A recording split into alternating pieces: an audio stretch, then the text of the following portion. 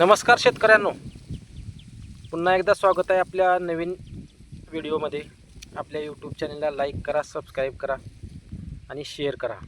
मित्रांनो, आजची अपडेट ही आहे की दोनदा आपण व्हिडिओ टाकले की पीक विम्याचं वाटप चालू झालं आहे, परंतु पीक विम्याचं वाटप चालू झालेलं होतं।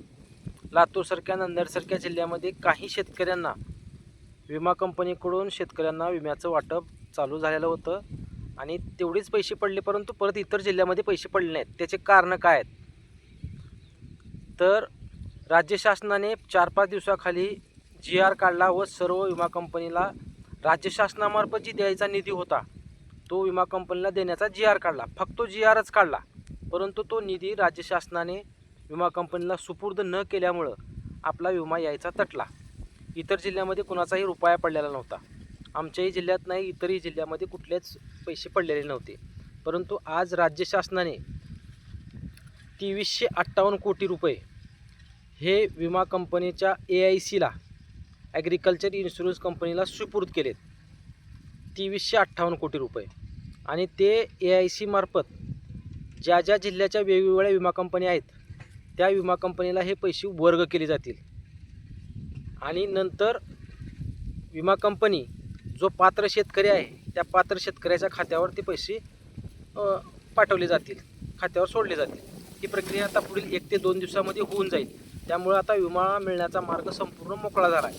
पुढील 1 ते 2 दिवसामध्ये आपल्या खात्यावर विम्याची रक्कम पडेल, त्यामुळे शेतकऱ्यांनी आता चिंता करण्याची गरज नाही।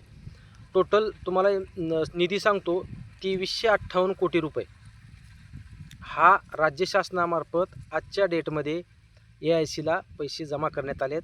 आता AIC प्रत्येक विमा कंपनीला तो निधी वर्ग करेल आणि तो निधी परत शेतकऱ्याच्या खात्यावर विमा कंपनी आपल्या टाकेल, कारण प्रत्येक जिल्ह्याची कंपनी वेगवेगळ्या विम्याची, त्यामुळे वेगवेगळा निधी ते वर्ग करतील।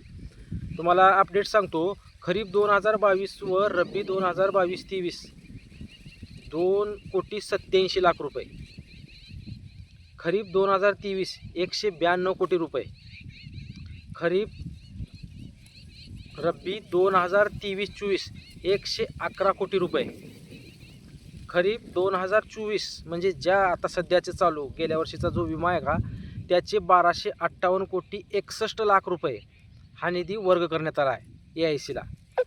आणि रब्बी 2024-25 793 कोटी रुपये, असे मिळून 2358 कोटी 51 लाख रुपये राज्य शासनामार्फत AICला आज वर्ग करण्यात आलेत। म्हणजे तो निधी आज AICला पाठवण्यात आलेला आहे आणि AIC प्रत्येक जिल्ह्याच्या वेगवेगळ्या कंपनीकडे आज तो पैसा सुपूर्द करील। 1 ते 2 दिवसामध्ये सर्व शेतकऱ्यांना पीक विम्याची रक्कम खात्यावर पडेल। हीच अपडेट द्यायची होती, कारण गेल्या 2-4 दिवसापासून फक्त विम्याच्या बातम्याच येत होत्या, परंतु विमा का खात्यावर खरा पडत नव्हता। त्यामुळं ह्या गोष्टी आपल्याला माहीत नव्हत्या, त्या आज माहीत झाल्या की तो निधी आज वर्ग करण्यात आलेला आहे AICला।